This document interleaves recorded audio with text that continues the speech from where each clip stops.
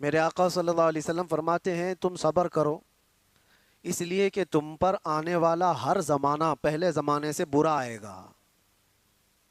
हम जिस ज़माने से आप गुज़र रहे हैं, इसके बाद और आजमाइशें और आजमाइशें और आजमाइशें आने वाली हैं। और एक हदीस पाक में अल्लाह के रसूल सल्लल्लाहु अलैहि वसल्लम फरमाते हैं कि मोमिन एक फितने का मुकाबला कर रहा होगा और उससे निकल जाएगा, उस फितने को देखकर इतना घबराएगा और ये सोचेगा कि इसमें तो मेरी मौत हो जाएगी। फिर अल्लाह तबारक व तआला उस फितने से उसको निकालेगा, वो दूसरे में मुब्तला होगा या दूसरे का सामना कर रहा होगा और उसको ये लगेगा कि ये अब आने वाला जो फितना है पहले वाले से तो बहुत बड़ा है। इसी तरह से हर आने वाले ज़माने का फितना पिछले ज़माने से बढ़ कर के ही आएगा। आजमाइश, फितना जो है ये लफ्ज़ कुरान पाक में भी आया है और फितना का लफ्ज़ जो है आजमाइश और इम्तिहान को कहा जाता है मोमिन के लिए। कुरान पाक में अल्लाह ताला फरमाता है यौम हुम अलन नारी युफ्तनून। कुरान पाक में अल्लाह फरमाता है इन्नमा अमवालुकुम व औलादुकुम फितना। तुम्हारा माल, तुम्हारी औलाद फितना, फितना का मतलब आजमाइश है, तुम्हारा इम्तिहान है। इन्नल्लज़ीना फ़तनुल मुअमिनीन वल मुअमिनात, फितना का ये लफ्ज़ कुरान पाक में कई जगह पर आया। जो आयत मैंने खुतबे में पढ़ी वो भी फ़लयहज़रिल्लज़ीना युख़ालिफ़ूना अन अम्रिही अन तुसीबहुम फितना औ युसीबहुम अज़ाबुन अलीम। अल्लाह फरमाता है लोगों को चाहिए कि मेरे नबी के हुक्म की मुखालिफत करने से बचें, वरना वो फितनों में मुब्तला होंगे या दर्दनाक अजाब में गिरफ्तार होंगे। ये अल्लाह ताला की तरफ से पहले से तंबीह की गई है। हुजूर की मुखालिफत करोगे, नबी पाक सल्लल्लाहु ताला अलैहि वसल्लम की तालीमात को छोड़ोगे तो फितनों में मुब्तला होगे, बहुत सारी आजमाइशें आएंगी। आज जो हम फी ज़माना पूरी आजमाइशों में घिरे हुए हैं, क्या अपने गिरेबान में झांक कर देखें कि हुजूर पाक सल्लल्लाहु अलैहि वसल्लम की तालीमात के मुखालिफ नहीं चल रही पूरी उम्मत। जिस उम्मत को खैर उम्मत का लक़ब कुरान ने दिया, या अच्छाइयों का हुक्म देती है बुराइयों से रोकती है, वो कहाँ है तुम्हारा मनसब? क्या हर कोई वो जिम्मेदारी निभा रहा है? अच्छाइयों का हुक्म दे रहा है हर कोई, बुराइयों से रोक रहे हो हर कोई, डर रहा है हर कोई, ये सोचता है हमको क्या पड़ी है, कोई जा रहा है खड्डे में गिर रहा है तो हमको उससे क्या लेना देना। बुराइयों से रोकने का मिजाज उम्मत का ख़त्म होता चला गया। तुम खैर उम्मत हो, ये मनसब कभी तुमसे अलग नहीं हो सकता। और इल्म इस्लाम लाया है और आज इस्लाम के पैरोकार मुसलमान इल्म से दूर है। अखलाक इस्लाम ने दिया है पूरी दुनिया को, अखलाक इस्लाम ने दिया है। माँ और बहनों के दरमियान तमीज इस्लाम ने दिया, औरतों के हुकूक इस्लाम ने अता की। लेकिन ये सब बातें मैं इसलिए अर्ज कर रहा हूँ कि क्या मुसलमानों में अब भी वो इस्लाम है, या रसूल पाक सल्लल्लाहु ताला अलैहि वसल्लम की तालीमात को इतना पीछे डाल दिया। कभी कभार मैं सोचता हूँ मेरे अजीजों, अपने दिल पर हाथ रख करके बताओ, जिस रसूल पाक से तुम जान से ज्यादा मोहब्बत करने की बात करते हो, उस रसूल की कितनी हदीसें तुम्हें याद हैं? दूसरों के डायलॉग्स तो याद हो जाते हैं, गाने जुबान पर यूं ही आ जाते हैं। वो इसलिए नहीं कि तुम गाने रट्टा मार के याद करते हो, सुन सुन के ही याद होते हैं, चलते फिरते लग जाते हैं, याद होते हैं। किसी के डायलॉग्स बहुत ज्यादा इधर उधर वायरल होते हैं, वो याद हो जाते हैं। लेकिन मैं ये पूछना चाहता हूं कि ये सुन सुन करके जब दुनियावी नगमे याद हो जाते हैं, तो अपनी आदत ऐसी क्यों नहीं डाली कि मेरे नबी के नगमे भी सुन सुन के याद हो जाए, हुजूर की बातें याद हो जाए। बात यही है कुल मिलाकर कि हम जिस आजमाइश के शिकार हो रहे हैं आज या होंगे, इन सब का असल सबब कुरान ने कहा है रसूल पाक सल्लल्लाहु ताला अलैहि वसल्लम के हुक्म की खिलाफ वर्जी। देखो, हुजूर के हुक्म की खिलाफ वर्जी दो तरह का करता है आदमी। एक जानबूझ के करने वाला, वो काफिर है, वो कहता है कि मैं मानता ही नहीं, नाउजुबिल्लाह, वो काफिर है। लेकिन एक अनजाने में करता है, वो हुजूर से मोहब्बत तो करता है, लेकिन नफ्स कभी गालिब है, शैतान कभी गालिब है, सुस्ती कभी गालिब है, जिसकी वजह से इन अहकाम को अमल नहीं कर पाता, लेकिन नुकसान वो भी उठाएगा, वो भी उठाएगा। पहला वाला तो जहन्नम, जिसने जानबूझ करके इनकार किया हुजूर के फरामीन को, वो तो जहन्नम में जाएगा। और दूसरा वाला जो अनजाने में करता चला गया, तो वो दुनिया में फितनों में मुब्तला होगा, आजमाइश में आएगा। अल्लाह के नबी सल्लल्लाहु तआला अलैहि वसल्लम ने यह भी इरशाद फरमाया, एक जमाना तुम पर आएगा। एक साहबी हजरत हुज़ैफा रज़ी अल्लाह ताला, वो फरमाते हैं कि सब लोग हुजूर सल्लल्लाहु अलैहि वसल्लम से अच्छाई के बारे में ज्यादा सवाल करते थे और मैं बुराइयों के बारे में ज्यादा सवाल करता था। वो कहते हैं खुद उसकी वजह यह है, इसलिए पूछता था कि कहीं उस बुराई में मैं मुब्तला ना हो जाऊं, कहीं उस बुराई से मेरा सामना ना हो जाए। तो हज़रत हुज़ैफा रज़ी अल्लाह तआला अन्हु ने हुजूर सल्लल्लाहु अलैहि वसल्लम से पूछा, या रसूल अल्लाह सल्लल्लाहु अलैहि वसल्लम, हम ज़माने जाहिलियत में थे, कुफ्र में थे, शिर्क में थे, इस्लाम आया, खैर आया, अल्लाह ताला ने हमें एक शर से निकालकर खैर में लाया, तो क्या इस इस्लाम के खैर के बाद फिर कोई और शर आने वाला है? इसके बाद और कोई बुराई आएगी? हुजूर ने फरमाया, हाँ आएगी। जिस इस्लाम में तुम हो, इस खैर के बाद फिर शर आएगा। उस साहबी ने फरमाया, क्या वो शर जो आएगा, वो बुराई जो आएगी, उसके बाद फिर कोई खैर नहीं आएगा? हुजूर ने फरमाया, आएगा।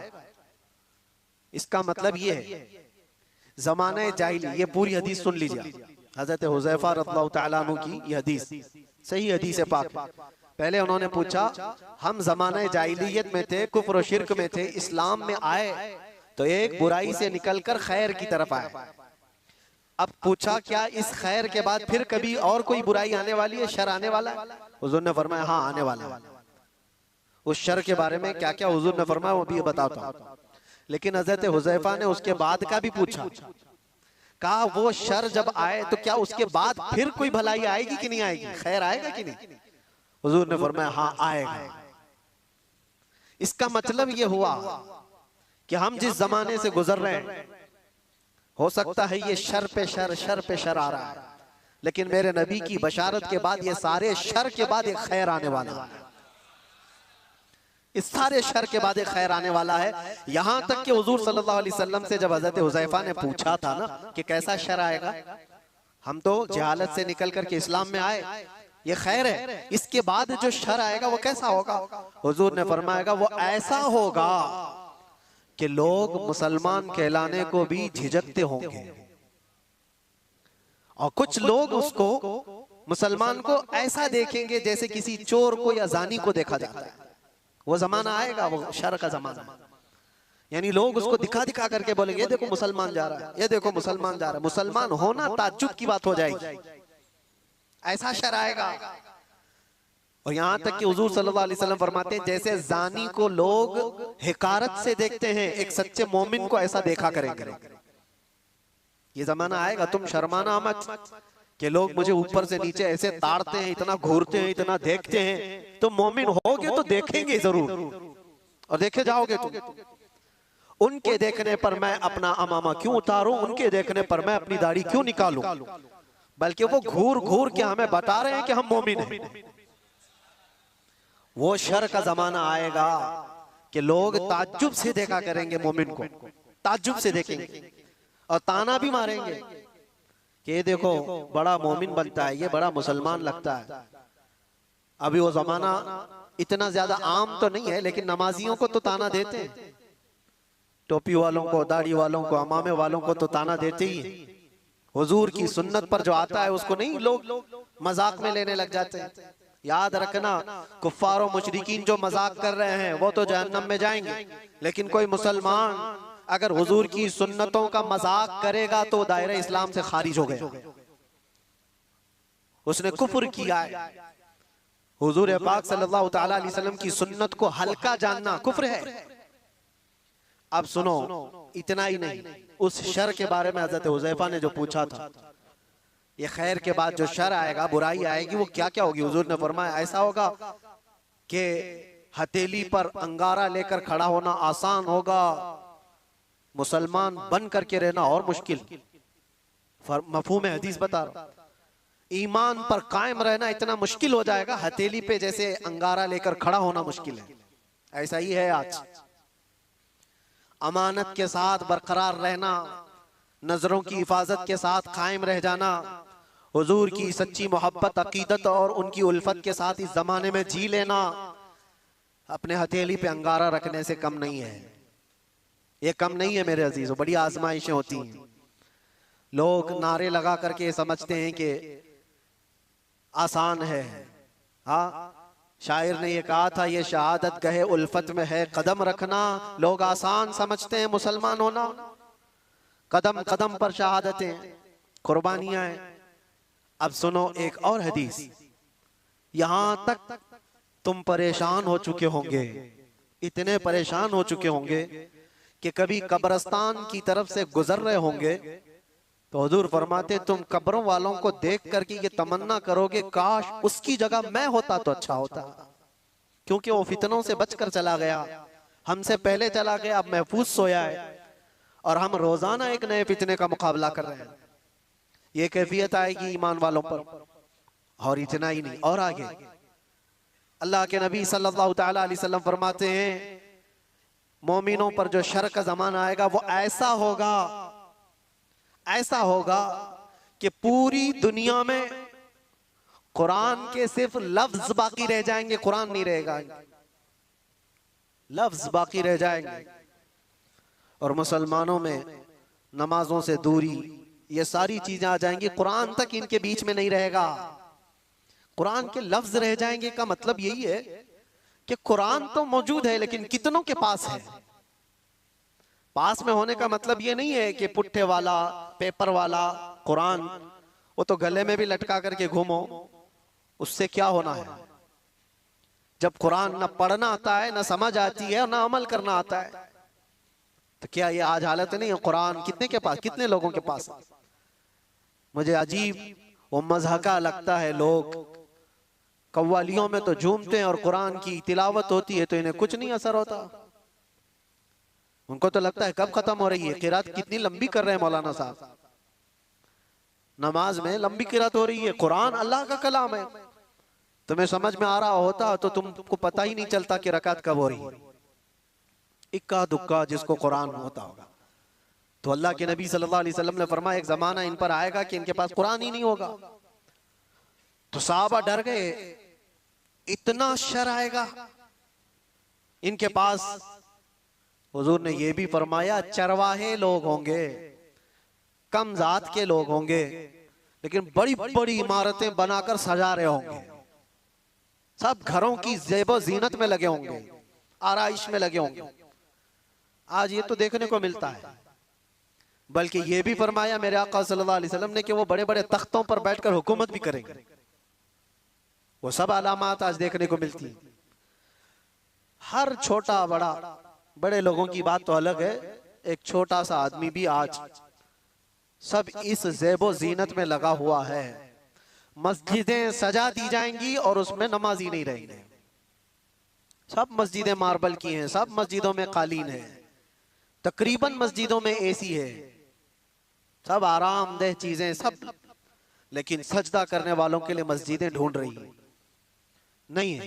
ये वो जमाना आएगा, नबी पाक ने जब ये फरमाया तो सहाबा इकराम रिदवानुल्लाहि ताला अलैहिम मजमाइन जो सवाल कर रहे थे। अब जाहिर सी बात है, अब मैंने इतनी अलामतें जो बताई, डर और खौफ लग रहा है कि नहीं लग रहा है? डर और खौफ है कि नहीं? क्या ऐसा जमाना आएगा कि लोग हमको मोमिन होने पर ताना देंगे? और इतना ही नहीं, हुजूर ने यह भी फरमाया कत्ले आम बढ़ जाएगा, हरज बढ़ेगा। लालच की बुनियाद पर 100 लोग होंगे तो 99 कत्ल हो जाएंगे, एक बच जाएगा। इतने ज्यादा कत्ले आम, मौतें ज्यादा होने लग जाएंगी। अब ये सब था जो शर का जमाना है। तो हजरत हुज़ैफा ने फरमाया या रसूल अल्लाह सल्लल्लाहु अलैहि वसल्लम, उस शर के बाद कोई खैर आएगा कि नहीं आएगा? हुजूर ने फरमाया हाँ आएगा। जब पूरी दुनिया में इस तरह का जुल्म आम हो जाएगा, अल्लाह इमाम मेहदी को पैदा फरमाएगा। ये खैर का जमाना होगा, ये खैर का जमाना होगा।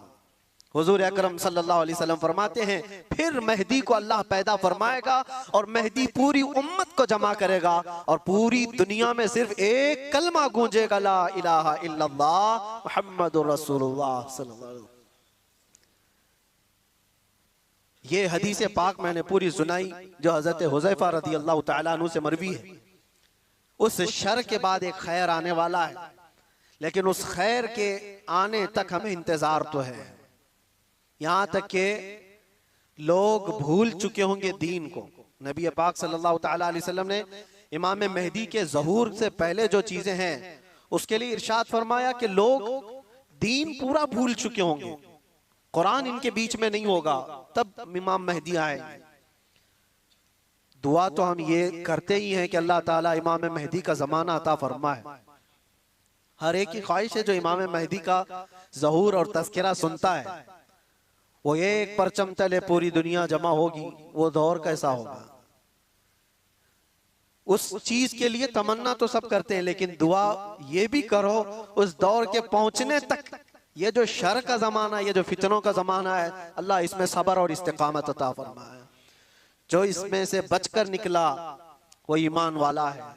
अजीजा ने गिराम वकार, आज के हालात में और हुजूर अकरम सल्लल्लाहु अलैहि वसल्लम ने यह भी फरमाया, ला तक़ूमुस्साअतु हत्ता यख़रुज 30 दज्जालून 30 कज़्ज़ाबन, यानी हुजूर फरमाते 30 के करीब दज्जाल आएंगे। वो जो काना दज्जाल है वो बाद में आने वाला है। वो हदीस वहीं तक खत्म नहीं हुई। हजरत हुज़ैफा की जो हदीस है, फिर से शुरू से मैं आपको बताऊं। उन्होंने कहा हम कुफ्र में थे, जिहालत में थे, अल्लाह ताला ने इनाम फरमाया और हम खैर में आए, इस्लाम में। तो या रसूल अल्लाह, इस खैर के बाद कोई शर है? हुजूर ने फरमाया हाँ, उस शर आएगा, मैंने बताया शर। फिर इमाम हजरत हुज़ैफा ने पूछा उस शर के बाद फिर खैर आएगा? हुजूर ने फरमाया हाँ आएगा। इमाम मेहदी को अल्लाह ताला मबूस फरमाएगा, पैदा फरमाएगा। फिर हजरत हुज़ैफा ने फरमाया वो खैर के जमाने के बाद फिर शर आएगा? हुजूर ने फरमाया हाँ, इतना शर आएगा कि कयामत आएगी और तुम रब से मुलाकात करोगे। ये आखिरी दौर है। यानी ये नहीं है कि इमाम मेहदी के दौर के बाद फिर सब कुछ सही हो जाएगा। वो जमाना लिमिटेड टाइम का है, उसके बाद फिर शर आएगा और ऐसा शर आएगा कि पूरी रोए जमीन पर कोई कलमा पढ़ने वाला ही नहीं रहेगा। कयामत ईमान वालों पर नहीं आएगी, इतनी बात याद रखो। पूरी रोए जमीन पर एक भी ईमान वाला होगा तब तक कयामत नहीं आएगी। कयामत सिर्फ और सिर्फ कुफ्फार और मुशरिकीन पर आएगी। कयामत वो सबसे बड़ी आजमाइश। बहरहाल जिन आजमाइशों से हम आज गुजर रहे हैं, इसमें अल्लाह के नबी सल्लल्लाहु अलैहि वसल्लम ने फरमाया इस्बिरू, सब्र करो, सब्र करो। सब्र दो किस्म का है, सब्र अलल मसाइब, सब्र अलल मासी। मुसीबतों पर भी सब्र करना है, ये आसान है। जो बड़ा सब्र है ना, वो दूसरी किस्म का है। हुजूर पाक सल्लल्लाहु अलैहि वसल्लम ने फरमाया सब्र करो। सब्र, मशक्कत आई, मुसीबत आई, कोई इस तरह से घिर गया परेशानियों में कि निकलना मुश्किल है, ये सब इसको कहते हैं सब्र अलल मसाइब। मुसीबतों पर सब्र करना ये छोटा है। और बड़ा सब्र क्या है? ख्वाहिशाते नफसानियां और गुनाहों पर सब्र करना, ये बड़ा सब्र है। ये बड़ी आजमाइश है। दुनिया तुम्हारे सामने सब ओपन करके लाएगी, हर चीज खोल कर लाएगी। एक हदीस पाक ये भी अल्लाह के नबी सल्लल्लाहु अलैहि वसल्लम फरमाते हैं फितने ऐसे जाहिर होंगे तुम पर, ऐसे जाहिर होंगे कि शाम में मोमिन होंगे, सुबह काफिर हो जाएंगे। सुबह मोमिन होंगे, शाम में काफिर हो जाएंगे। युस्बिहु मुमिनन व युमसी काफिरन, अल्लाह के रसूल सल्लल्लाहु अलैहि वसल्लम फरमाते हैं। और फितनों का ज़ुहूर ऐसा होगा, इतनी आजमाइशें कि हुजूर पाक सल्लल्लाहु अलैहि वसल्लम ये फरमाते हैं एक फितना दूसरे फितने को अच्छा करके दिखाएगा।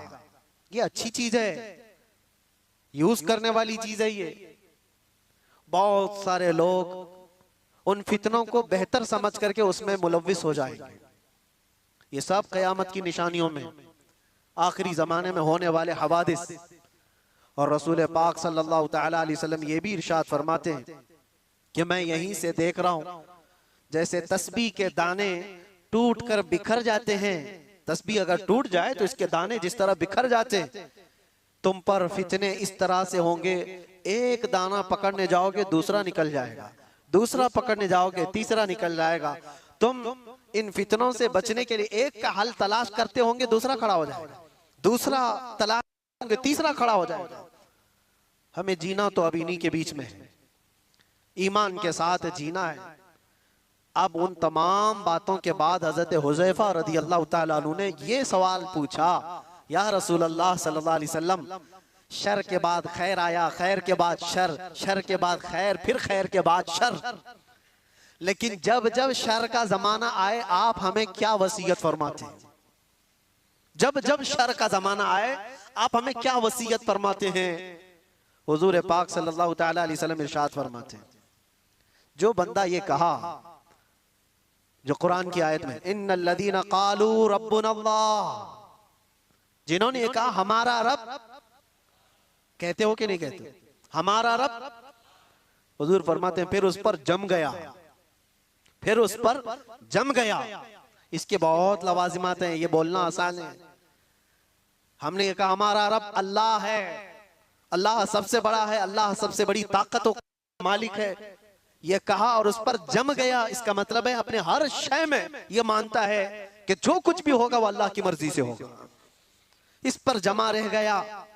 फिर दूसरी चीज हुजूर पाक सल्लल्लाहु अलैहि वसल्लम फरमाते हैं, वो आखिरत पर, आखिरी दिन पर अल्लाह से मुलाकात करने को सबसे ज्यादा यकीन रखता हो, इन शर के जमाने में वो महफूज रह जाएगा।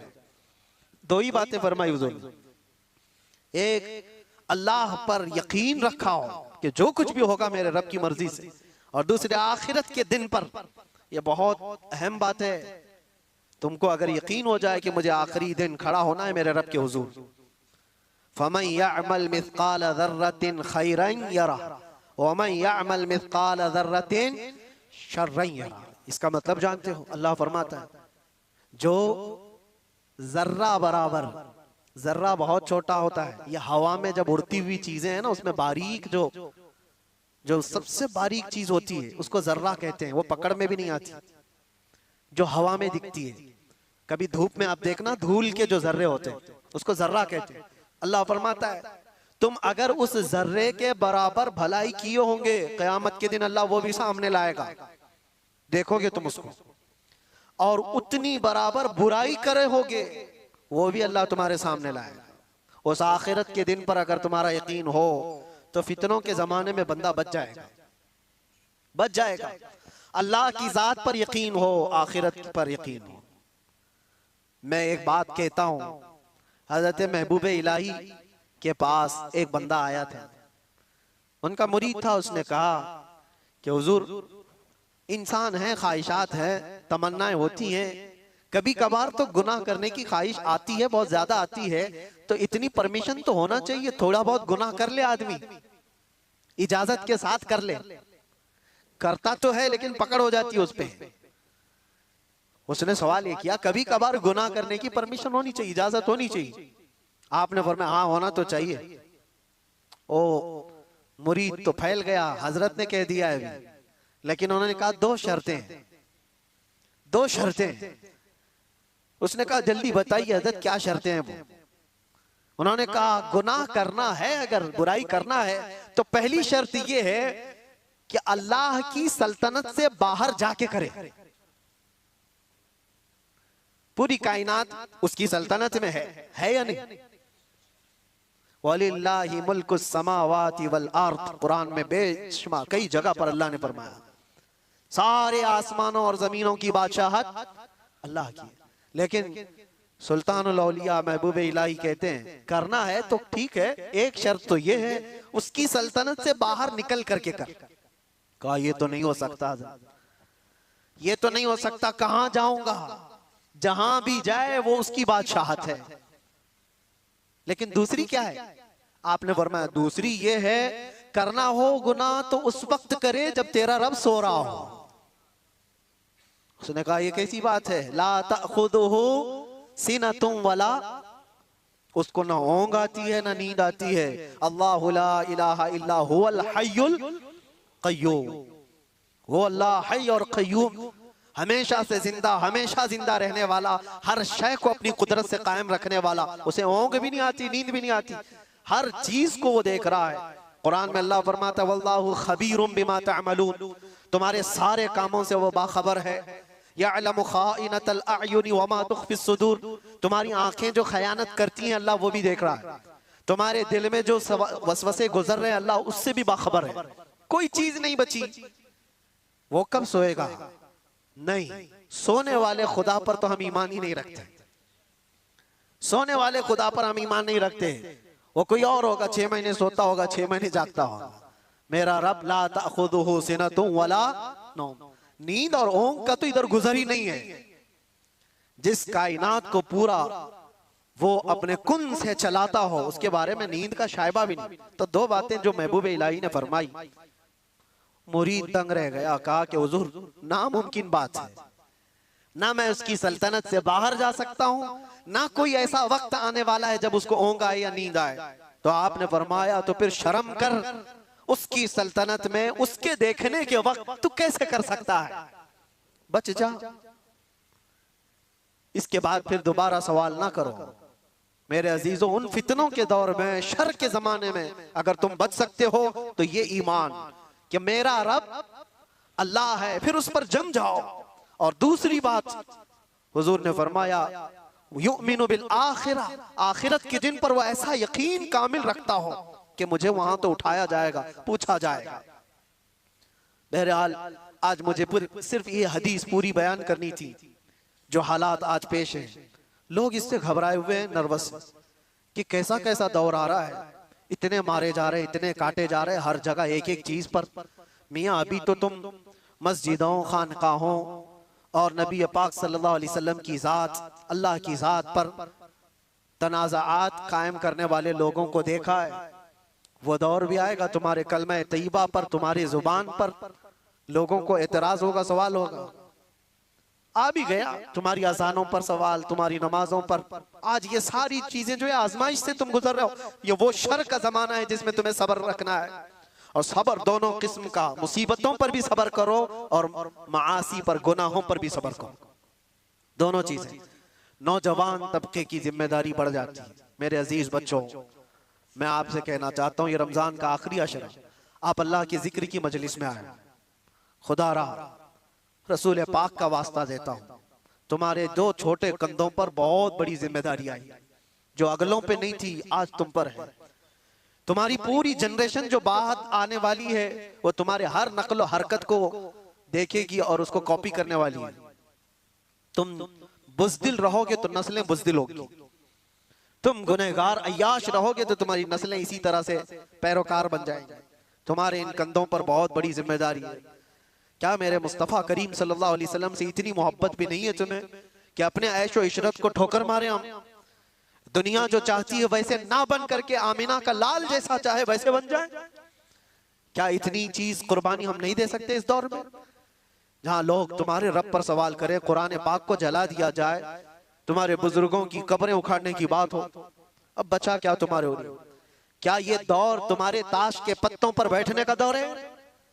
क्या ये दौर तुम्हारे शराब पीने का और जुआ खेलने का दौर है? क्या ये दौर तुम्हारा पूरा 24 घंटे इंटरनेट पर गेम खेलने का वक्त है? तुमसे सवाल होगा हर घड़ी के बारे में, हर लम्हे के बारे में सवाल होगा।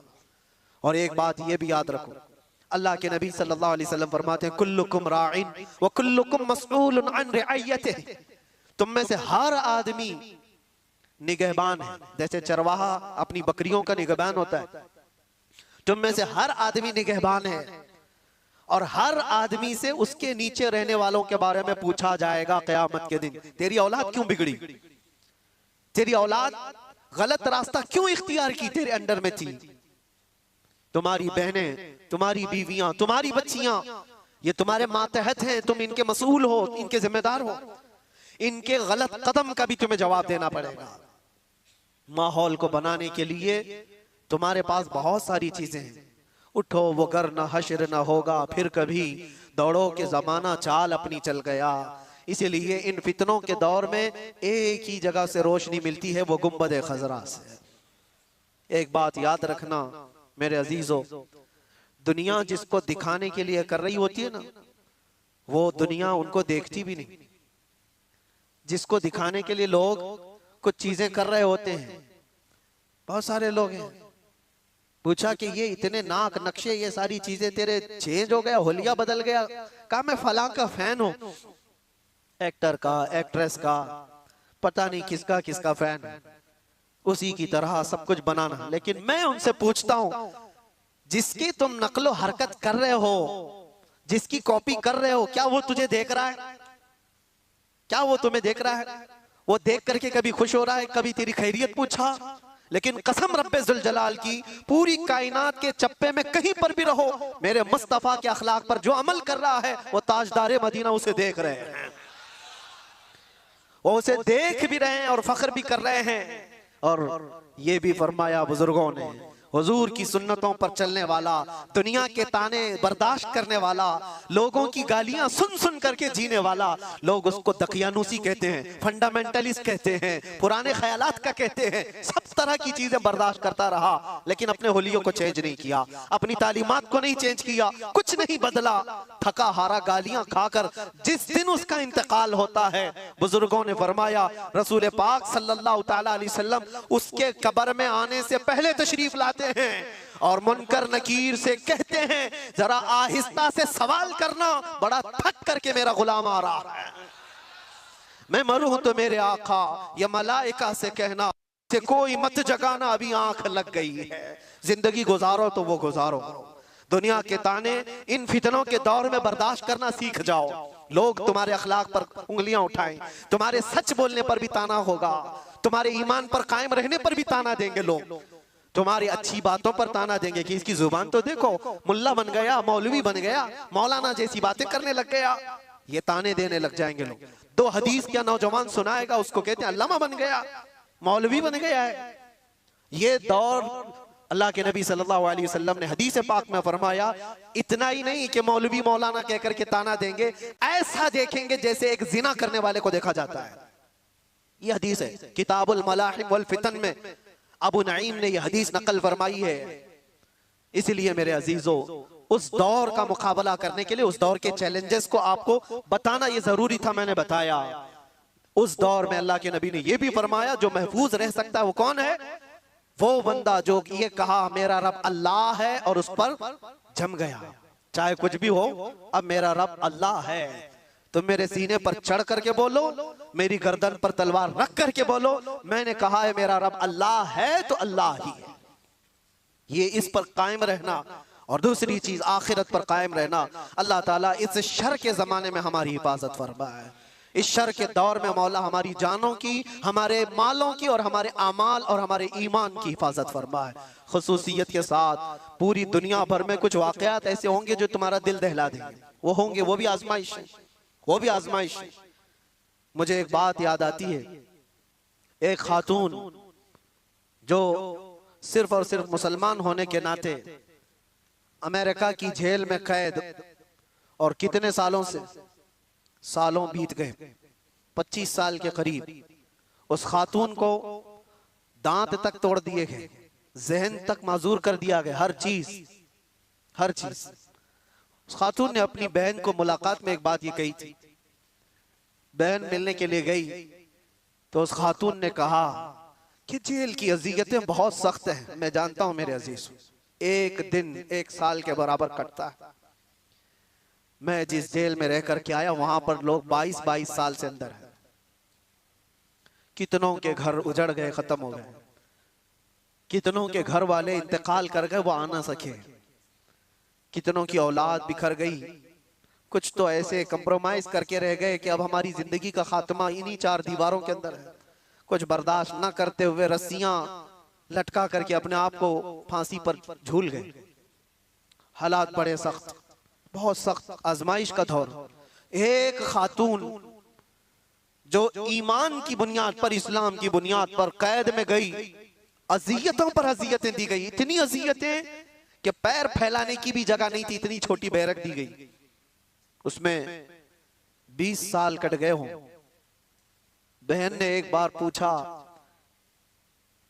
कि ये अजियतें जो इतनी सख्त गुजर रही है, तो वो हंसकर कहने लगी, कोई बात नहीं, मैं खुद भी घबराई हुई थी बहुत, लेकिन इस छोटी सी 4 दीवारी के अंदर बहुत थक करके एक दिन सोई तो ख्वाब में रसूल पाक तशरीफ लाया, बर्दाश्त से ज्यादा हो गया तो मेरे मुस्तफ़ा तशरीफ लाए। हुजूर पाक सल्लल्लाहु अलैहि वसल्लम से मैंने अर्ज किया कि आका, ये जमाना कब खत्म होगा मेरी आजमाइश का, ये मेरा इम्तिहान कब खत्म होगा, इतनी अजियतों से गुजारा जा रहा है, ये कब खत्म होगा। अल्लाह के नबी सल्लल्लाहु ताला अलैहि वसल्लम ने क्या फरमाया, कहा खातून ये तेरी आजमाइश थोड़ी ना, ये उम्मत की आजमाइश है। देखा जा रहा है कि उम्मत मजे लेकर सो रही है। तुम क्या समझते हो, ये जो छोटे छोटे बच्चे रोज हिलाक हो रहे हैं बिलबिलाते हुए, आग के गोलों के नीचे उनकी सुबह और शामें होती हैं, उनकी चीखों को दुनिया ये समझती है कि एक इलाके का झगड़ा है। मैं कहता हूं पूरी कायनात के मुसलमानों का ये इम्तिहान है, आजमाइश है। तुम फिजिकली उनकी मदद नहीं कर सकते तो कम से कम अपनी जिंदगी तब्दील करो ताकि तुम्हारी दुआएं बारे इजाबत से टकराएं, अल्लाह की बारगाह में तुम्हारी दुआएं तो जाए। इसलिए मैं ये कहता हूं ये आखिरी अशरा है, मजलूम फिलिस्तीनियों के लिए भी हम दुआ करते हैं, मौला उन पर आए हुए उस जमाने को जल्द से जल्द खत्म फरमा दे। पूरी दुनिया रमजान मना रही है, पूरी दुनिया ईद की तैयारियों में बाजारों में दौड़ी दौड़ी घूम रही होगी, लेकिन वहां पर जनाजे निकल रहे हैं।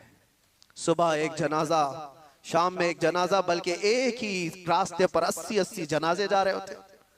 मैं कभी सोचता हूं उनके घरों पर ईद कैसे आती है, उनके घरों पर इफ्तार और सहरी कैसे आती है, रमजान कैसे है। लेकिन इन सब हालात के बावजूद जो खबरें आती हैं कि ना वो अजान में कम हुए हैं ना नमाज में, वह दुखती हुई आवाज में दर्द के साथ अजानों के साथ भी अपने ईमान को कायम रखे हुए हैं।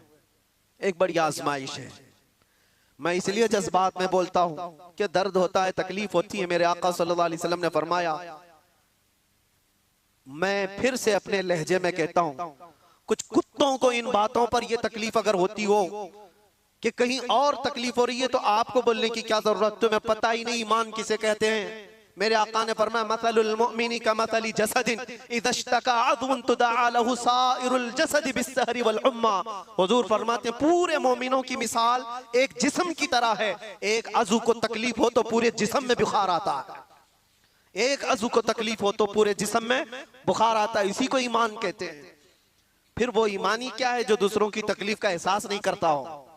एहसास के साथ अपनी जिंदगियां बदलनी है। या आखिरी अशरे में गिड़गिड़ाओ और अपने रब से मांगो कि मौला हमें भी बदल दे और उनके हालात भी बदल दे। वो दौर मौला जल्द से जल्द अता फरमा जिस दौर में हर जगह हम खुली सांसों के साथ ये कह सके लब्बैक या